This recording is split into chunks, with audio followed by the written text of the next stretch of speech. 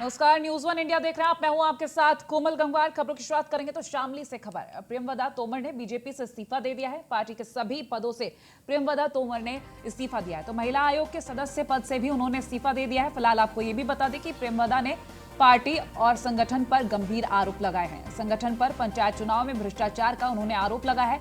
क्षेत्रीय अध्यक्ष मोहित बेनीवाल के खिलाफ पार्टी में शिकायत भी की है। तो सूत्रों के अनुसार ये तथ्य आपके सामने रख रहे हैं।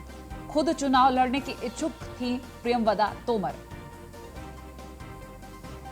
तो फिलहाल ये खबर शामली से आप तक पहुंचा रहे हैं।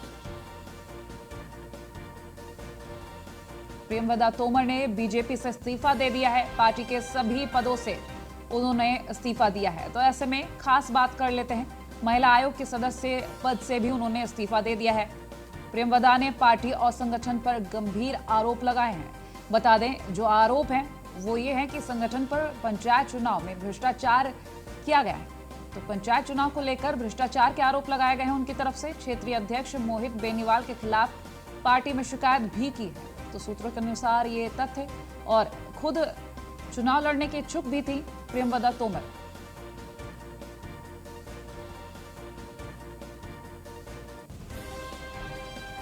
फिलहाल शामली से इस वक्त ये खबर आप तक पहुंचा रहे हैं। प्रियंवदा तोमर, जिन्होंने इस्तीफा दे दिया है, महिला आयोग के सदस्य पद से भी उन्होंने इस्तीफा दिया है। संगठन पर उन्होंने आरोप भी लगाए हैं, और बीजेपी से जब इस्तीफा दिया है तो उन्होंने कई आरोप लगाए हैं।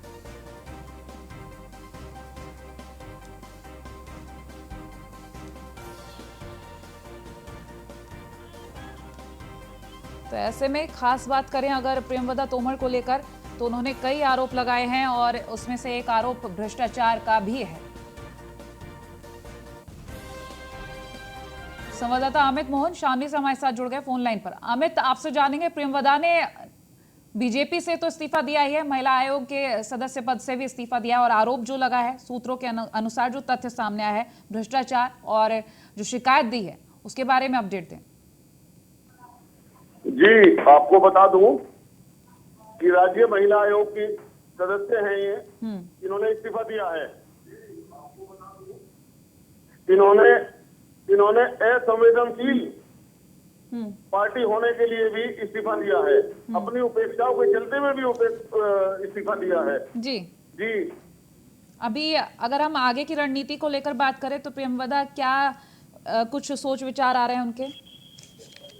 अभी इस बारे में उन्होंने कोई और आगे जानकारी नहीं दी है, लेकिन किसानों के लिए जो धरना चल रहा है 131 दिन से, इसमें 300 से अधिक किसान शहीद हो गए। इसमें भी उन्होंने बताया है कि मैं एक किसान की बेटी हूँ, इसलिए मुझे इसमें पार्टी में नहीं रहना है, मुझे पार्टी को इस्तीफा दिया है, इसलिए मैंने। अमित, खास तौर पर जो बात सामने आ रही है कि पार्टी में भ्रष्टाचार से परेशान थी और खुद वो चुनाव भी लड़ना चाह रही थी। जी, भ्रष्टाचार के बारे में भी उन्होंने लिखा है कि इसमें भ्रष्टाचार चल रहा है पार्टी में, और मैं जो महिलाओं के लिए काम करना चाहती हूँ, महिलाओं को न्याय दिलाना चाहती हूँ, उसमें भी वो पूरी तरह से सक्षम नहीं हो रही थी। ठीक है, और जो चुनाव लड़ने की बात है, वो जो उनकी एक इच्छा थी। जी, चुनाव के लिए पहले भी इन्होंने काफी प्रयास किया था, लेकिन उसमें भी इनको सफलता नहीं मिली थी। शायद हो सकता है किसी कारण से भी इन्होंने अपने आप को उपेक्षित महसूस करते हुए इस्तीफा दिया हो। जी, ठीक है, बने रहिए आप हमारे साथ। सपा प्रवक्ता सुधीर पवार हमारे साथ जुड़ गए हैं। सुधीर जी, आपसे जानेंगे, महिला आयोग सदस्य पद से भी इस्तीफा दिया प्रियंवदा तोमर जी ने, और बीजेपी से भी। बड़ी बात यह है कि उनकी चुनाव लड़ने की इच्छा भी थी, और पार्टी जो संगठन है उन्होंने भ्रष्टाचार के आरोप भी लगाए। क्या कहेंगे? वो सभ्य और सुसंस्कृत महिला है, शिक्षित है, उनका ये आरोप लगाना बहुत गंभीर बात है। उन्होंने भाजपा में जो चीजें चलती उसे उजागर किया, वहाँ पे न तो महिलाओं का कोई सम्मान है और न कोई इस तरीके का प्रचार करते हैं। भ्रष्टाचार पे पूरी पार्टी डूबी हुई, पूरी सरकार भ्रष्टाचार पे काम करती, तो उनकी बात को गंभीरता से लेना चाहिए पार्टी को। और हमें तो ये है कि उन्होंने काफी कोशिश किया इस संस्कृति में काम करने का, लेकिन जब प्रधानमंत्री वाले हों तो उसमें कितने दिन वो रह सकती थी। उन्होंने सही किया कि इस पार्टी को मतलब आखिर में ये पाया कि महिलाओं के लिए और इसमें उनका जो कार्य करना चाह रही थी वो पूरा नहीं किया जा सकता, तो इसे छोड़ के वो बाहर आई। जहाँ तक इनकी बात है, चुनाव लड़ना चाहती थी, हर एक आदमी चुनाव लड़ना चाहता है, जो भी राजनीति होता है, तो वो तो कोई आरोप नहीं है, लेकिन वो हमें इतना मत कि वो पैसे से डॉक्टर है और सबसे सुसंस्कृत महिला है। और फैमिली का रहने के नाते में ये भी है कि काफी प्रयास की थी मीटिंग बुला के महिलाओं के मुद्दों पे, लेकिन वो इतना निराश है 2 साल में कि उन्हें लगा कि अब हो नहीं सकता, इसलिए वो इस्तीफा दे के बाहर आए। ठीक, सुधीर जी ये भी जानने की कोशिश करेंगे, आपने जोड़ने की कोशिश की सीधा सरकार से, क्योंकि अगर हम बात कर रहे हैं केंद्र सरकार या राज्य सरकार की, तो ऐसे में जो संगठन की बात हो रही है, अभी पंचायत चुनाव को लेकर उन्होंने आरोप भी लगाया है, तो पंचायत चुनाव में जो मुख्य, अगर हम संगठन की बात करें भ्रष्टाचार को लेकर, तो क्या पता वहीं तक सीमित हो? नहीं, यदि वो जिस स्तर पर नेता है, उनका पंचायत चुनाव से किसी चुनाव से वास्ता नहीं होना चाहिए। उन्होंने कहा महिलाओं तक बात नहीं है, महिलाओं के लिए सुरक्षा थी, तो ये मुद्दा किसी चुनाव से जोड़ा जा सकता, ना अपने चुनाव से जोड़ा जा सकता। ठीक है, तो सुधीर जी बने रहिए, इस वक्त हमारे साथ प्रेमवदा जी खुद जुड़ चुकी हैं। प्रेमवदा जी बहुत स्वागत है न्यूज़ 1 इंडिया पर आपका। जी धन्यवाद। प्रेमवदा जी प्रेमवदा जी, आपने इस्तीफा दिया, आपने आरोप भी लगाए हैं भ्रष्टाचार के और शिकायत भी की है, अब आप जरा खुल के बताएं।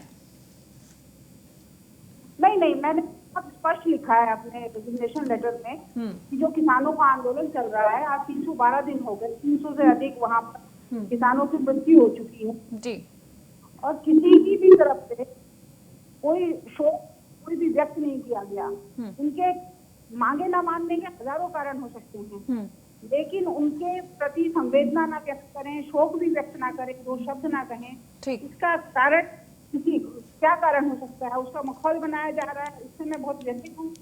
दूसरी बात, महिला हूँ, आज जो स्थिति है महिलाओं की, आप देख सकते हैं कि राजनीति में क्या स्थिति है महिलाओं की, किस प्रकार से महिलाओं को पीछे धकेला जा रहा है, महिलाओं का स्तर यहीं तक आका जा रहा है, ये प्रधान बन जाए, जिला पंचायत ब्लॉक स्तर तक चली जाए। पहले ये बड़ी बड़ी बातें करते हैं कि महिलाओं को हम आगे लाएंगे, आरक्षण देंगे, बेटी बचाओ बेटी पढ़ाओ का तो माहौल बनाया, बेटी बचाओ, उसके बाद क्या वो प्रधान तक ही सीमित रहेंगी क्या वो सहानुभूति हो जो वोट बटोरेंगी? इनको आगे तब लाएं जब। प्रेमवदा जी, मुख्य कारण आप फिर किसानों को लेकर बता रही हैं, लेकिन जो सूत्रों के हवालों से महिला दोनों में, महिलाएं भी हूँ, किसान भी हूँ, महिला आयोग में हूँ, पहले बेटी बचाओ बेटी पढ़ाओ में रही, महिला हूँ, बहुत एक डॉक्टर हूँ, इस नाते गायनेकोलॉजिस्ट हूँ, महिलाओं। लेकिन हम जो तथ्य सामने आ रहे हैं, ये तो आप किसानों की बात तो सामने आ ही रही है, और साथ ही पंचायत चुनाव में भ्रष्टाचार के भी जो आरोप लगाए गए हैं, क्षेत्रीय अध्यक्ष मोहित बेनीवाल का जो नाम सामने आया, उनके खिलाफ पार्टी में शिकायत भी आपकी तरफ से की गई है। ऐसे में हमारे साथ अभी सपा प्रवक्ता सुधीर पवार जी भी जुड़े हैं, उनका कहना है कि बीजेपी पार्टी ही ऐसी है जहां भ्रष्टाचार होता है। ये तो देखिए पार्टी बैठाएगी, पार्टी जांच, पार्टी के लिए जांच का विषय है, इसमें मैं नहीं कह सकती, ये तो पार्टी इस पे जांच बैठाएगी। सुधीर जी हमारे साथ बहरहाल खुद जुड़े हुए हैं। सुधीर जी हमारे साथ प्रेमवदा जी भी जुड़ी हुई हैं, आप जैसा कि कह रहे हैं उन्होंने जांच का विषय बताया।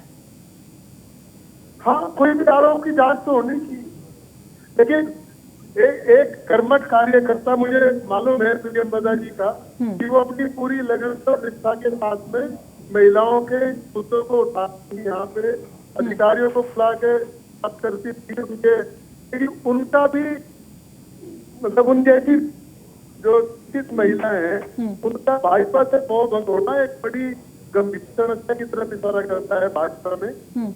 हालांकि हम सब लोग देखते हैं वो आतंक की घटना हो या दूसरी जगह कई महिलाओं के ऊपर अत्याचार का हो या स्वामी जी का मामला हो, महिलाओं का जितना खाली बातों में है और जो कार्य रूप है या जो नीतियां हैं उनमें कहीं महिला कल्याण दिखाई देती। तो मैं तो उन्हें बधाई देना चाहूंगा कि उन्होंने माहौल में रहते हुए महिलाओं के लिए काम किए, और एक सीमा होती है उसके बाद वो अब उस पार्टी से आजाद हुई, तो ये उनके लिए मैं बधाई देना चाहता हूँ मैं, और जो काम उन्होंने किया उनके लिए भी और इस के लिए। ठीक, बने रहिए आप हमारे साथ। प्रेमवदा जी, बहुत धन्यवाद सुधीर जी। हाँ जी, जी किसी न किसी को अपने कंफर्ट जोन से बाहर आना होता है। मैं उस कंफर्ट जोन से बाहर आई हूँ, महिलाओं के मुद्दों पर, किसानों के मुद्दों पर। किसी न किसी को तो आवाज उठानी थी, हर लोग नहीं कर सकते इस कार्य को। मेरी क्योंकि पारिवारिक भूमि तरह की रही है, क्षेत्र में मैं रहती हूँ, ये क्षेत्र ठीक। हरदम है। एक और सवाल भी है, खुद आप चुनाव लड़ने की भी इच्छुक थी? नहीं, चुनाव राजनीति करना कोई वो थोड़ी नहीं है, कोई आरोप थोड़ी नहीं है। राजनीति क्यों नहीं करेंगे? राजनीति सामाजिक मुद्दों पर यदि हम बात करेंगे, मुद्दों की राजनीति करेंगे, उसमें क्या क्या दिक्कत आ सकती है? तो अभी फिलहाल क्या रणनीति है बीजेपी से? तो आपने रिजाइन दे दिया, अब क्या आगे की रणनीति? अभी तो मैं सिर्फ जो किसानों की जो इतने शहीद हुए हैं किसान अपने, उनका बलिदान व्यर्थ नहीं जाना चाहिए। वो शहीद हुए हैं, उस मुद्दे पर लड़ाई करूंगी और महिलाओं के मुद्दे पर मैं संघर्ष करूंगी। अभी तो यही मेरा संकल्प। तो अभी फिलहाल यही उद्देश्य रहेगा कि किसानों के लिए आप आगे आएंगी? जी, बिल्कुल। किसानों सुधीर जी हमारे साथ जुड़े हुए हैं। सुधीर जी, आप क्या कहेंगे इस बात पर? नहीं, अच्छी बात है, वो किसानों के लिए काम करना चाहते हैं। किसान परिवार से है, वो भी है, शिक्षित है, तो जो वो तो उनका रास्ता उन्हें तय करना। लेकिन हम तो यही कहते हैं कि भाजपा में एक शिक्षित सुसंस्कृत महिला अपने आप को काम करने लायक माहौल नहीं कर पाई। ये भाजपा की कार्य। प्रेमवदा जी, एक वक्त से आप बीजेपी में रहे हैं और सुधीर जी का कहना है कि ठीक है, आपने जो फैसला लिया उसकी तारीफ उन्होंने की है, लेकिन पार्टी को लेकर ही उन्होंने कहा है पूरी पार्टी ही ऐसी है। देखिए, ये तो पार्टी के लिए सोचने का विषय है। जो भी आरोप हैं, जो उनको जांच बिठानी चाहिए। मैं सब पर आरोप नहीं लगा सकती, लेकिन कहीं ना कहीं तो दिक्कत है, जिससे मेरे जैसे लोगों ने इस्तीफा दिया है आज मुझे इस बात के लिए, क्योंकि बहुत ठीक है प्रेमवदा जी, बहुत शुक्रिया हमारे साथ जुड़ने के लिए। सुधीर जी, आपका भी बहुत शुक्रिया। खबरों में आगे बढ़ेंगे तो मुजफ्फरनगर से खबर, भीम आर्मी के अध्यक्ष चंद्रशेखर आजाद के खिलाफ मुकदमा दर्ज किया गया है। 144, 188, 269 और बिना अनुमति के प्रचार करने का मुकदमा दर्ज किया गया है। चंद्रशेखर आजाद सहित 29 लोगों के खिलाफ मुकदमे दर्ज किए गए हैं। बता दें 150 अज्ञात लोगों के खिलाफ भी मुकदमा दर्ज किया गया है। सभी के खिलाफ चरथावल थाने में ये मुकदमे दर्ज हुए हैं। तो ये खबर मुजफ्फरनगर से आप तक पहुंचा रहे हैं। भीम आर्मी के अध्यक्ष चंद्रशेखर आजाद के खिलाफ मुकदमा दर्ज किया गया है। 144, 188, 269 और बिना अनुमति के प्रचार करने का यह मुकदमा दर्ज किया गया है। फिलहाल आपको यह भी बता दें कि चंद्रशेखर आजाद सहित 29 लोगों के खिलाफ मुकदमे दर्ज किए गए हैं। बता दें 150 अज्ञात लोग हैं जिनके खिलाफ मुकदमे दर्ज हुए हैं और सभी के खिलाफ चरथावल थाने में मुकदमा दर्ज हुआ है।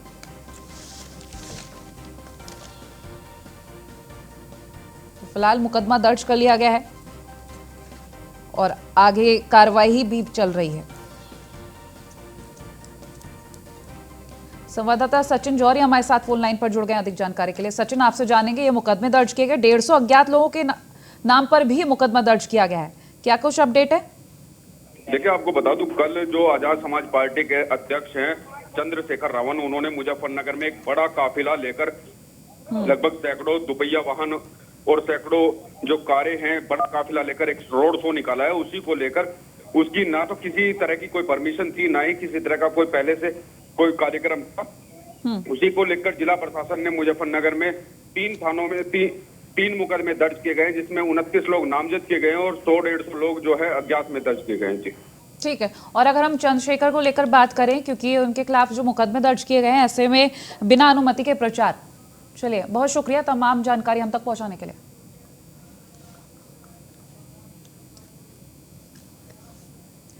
और सीधा लिए चलते हैं आपको पश्चिम बंगाल के जलपाईगुड़ी, जहां सीएम योगी आदित्यनाथ लाए हुए।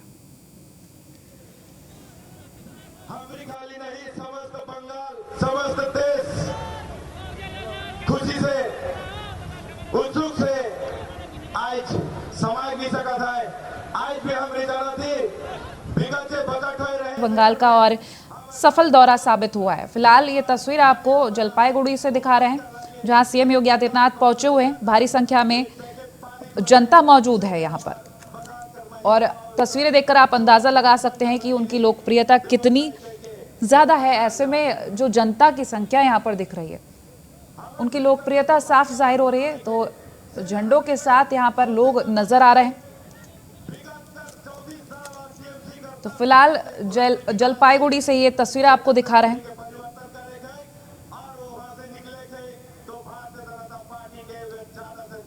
और फिलहाल तो आपको ये तस्वीरें दिखा रहे हैं, लेकिन कुछ ही देर में जनसभा को संबोधित करते नजर आएंगे सीएम योगी आदित्यनाथ। तो चुनाव प्रचार की कमान को लेकर अगर बात करें, जब चुनाव प्रचार का नाम सामने आता है तो अगर प्रचारक की बात की जाए तो स्टार प्रचारक के तौर पर जाने जाते हैं सीएम योगी आदित्यनाथ। और ऐसा भी कहा जाता है कि जिस राज्य में वो प्रचार के लिए जाते हैं वहां पर उस राज्य में जीत का परचम जरूर लहरता है। और खासतौर पर वोटों की संख्या के बारे में बात करें तो वोट की संख्या खुद ब खुद बढ़ती जाती है। सीएम योगी आदित्यनाथ बीजेपी के फायर ब्रांड नेता तो कहे जाते हैं, साथ ही लकी चार्म के नाम से भी जाने जाते हैं, क्योंकि खासतौर पर वो जिस तरीके से प्रचार करने जाते हैं जनता उनको काफी ज्यादा पसंद करती है।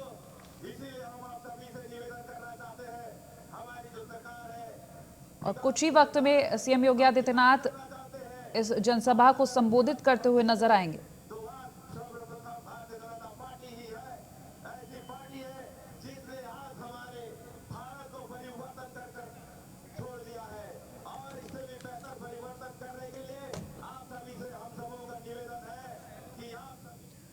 और बरेली में चार्ज संभालने के बाद आईजी रमेश शर्मा ने न्यूज़ 1 इंडिया से खास बातचीत की है। इस दौरान उन्होंने पंचायत चुनाव को लेकर कहा कि चुनाव निष्पक्ष होंगे, अराजक तत्व और ट्रबल मेकर पर सख्त कार्रवाई की जाएगी। साथ ही उन्होंने कोरोना के बढ़ते आंकड़ों को लेकर सतर्क रहने की अपील भी की है। हमारे साथ हैं आईजी रमेश शर्मा बरेली। उनसे जानते हैं, अभी चार्ज संभाला है, पंचायत चुनाव सर पे है सर, उसको लेकर चुनौती मानते हैं, क्या जिम्मेदारी और क्या निर्देशित किया गया? पंचायत चुनाव वर्ष 2021 को लेके बरेली परिक्षेत्र के सभी जनपदों के जनपदीय पुलिस प्रभारियों को बैठक करके ये निर्देश निर्गत किए गए हैं कि पंचायत चुनाव से संबंधित तैयारियां पूरे अच्छे ढंग से कर लें। जितने भी अराजक तत्व हैं या ट्रबल मेकर्स हैं जो कि समस्या उत्पन्न कर सकते हैं, उन पे समय रहते आवश्यक निरोधात्मक कार्रवाई कर ली जाए। और कॉन्फिडेंस बिल्डिंग मेजर्स पुलिस के द्वारा जगह जगह जाके एरिया डोमिनेशन और गश्त करके जो आम जनमानस है उसके अंदर ये कॉन्फिडेंस पैदा किया जाए कि बहुत ही शांतिपूर्ण और अच्छे ढंग से निष्पक्ष चुनाव होंगे। और साथ ही साथ जो अपराधी तत्व हैं और अराजक तत्व हैं उनके मन में ये भय भी जाए कि पुलिस सबके संग बहुत सख्ती से पेश आएगी, जो गलत लोग हैं उनके संग सख्ती, और जो आम जनमानस है उसके सहयोगी के रूप में कार्य करेगी। इसके लिए अभी से अपनी कार्रवाइयाँ और अभी से अपनी तैयारियां शुरू कर दें। इस तरह के निर्देश सभी पुलिस अधीक्षकों को, वरिष्ठ पुलिस अधीक्षकों को दे दिए गए हैं। सर, कोरोना है उसको लेके पुलिस क्या अपील करेंगे और जनता से? कोरोना को लेके जो पब्लिक एड्रेस सिस्टम है उसके माध्यम से जन सामान्य तक सजग करने के लिए, उन्हें अलर्ट करने के लिए, उन्हें बताने के लिए निर्देश दे दिए गए हैं। साथ ही जो पुलिसकर्मी हैं उनको भी ये कहा गया है कि वो भी जो सावधानियां हैं वो बरतें, अपनी ड्यूटी देते समय सतर्क रहें और अपनी सावधानियां बरतें, जिससे कि वो भी सुरक्षित रहें और अन्य सभी आम जनमानस को सुरक्षित करने के लिए उन्हें भी जागरूक करते रहें। ये थे हमारे साथ रमेश शर्मा जी। उन्होंने पूरी तरीके से पुलिस को भी निर्देशित किया है और अपील भी की है जनता से। कोरोना है सर पे और पंचायत चुनाव भी है, एक बड़ी चुनौती भी है, उसको लेकर कहीं ना कहीं बड़ी तैयारियां, लगातार मीटिंग चल रही हैं। मैं अयाज खान। और वहीं हापुड़ में शराब के ठेकों पर जमकर ओवर रेटिंग हो रही है। ओवर रेटिंग के विरोध में यहां कई बार मारपीट भी हो चुकी है। तो आबकारी विभाग ठेकों पर ओवर रेटिंग रोकने के यहां पर प्रयास नाकाम साबित हो रहे हैं। आपको ये भी बता दें, ओवर रेटिंग का वीडियो सोशल मीडिया पर वायरल हुआ है। फिलहाल ये तस्वीरें भी आपको दिखा रहे हैं। जो वीडियो वायरल हुआ है वो इस वक्त वीडियो आपकी टीवी स्क्रीन पर दिखा रहे हैं।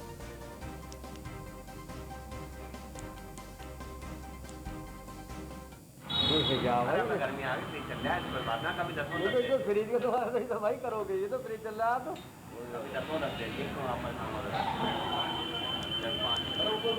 भैया कैंडल लगी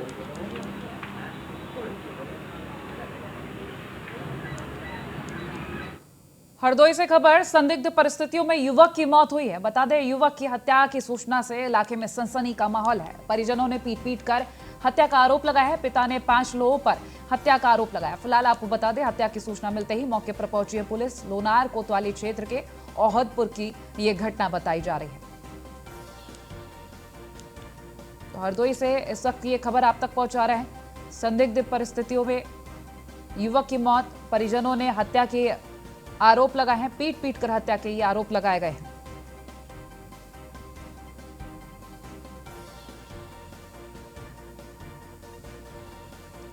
तो अब ऐसे में सवाल ये उठता है कि जो परिजनों के आरोप है, जांच क्या कहती है? क्या वाकई में जो परिजनों के आरोप हैं वो सच है?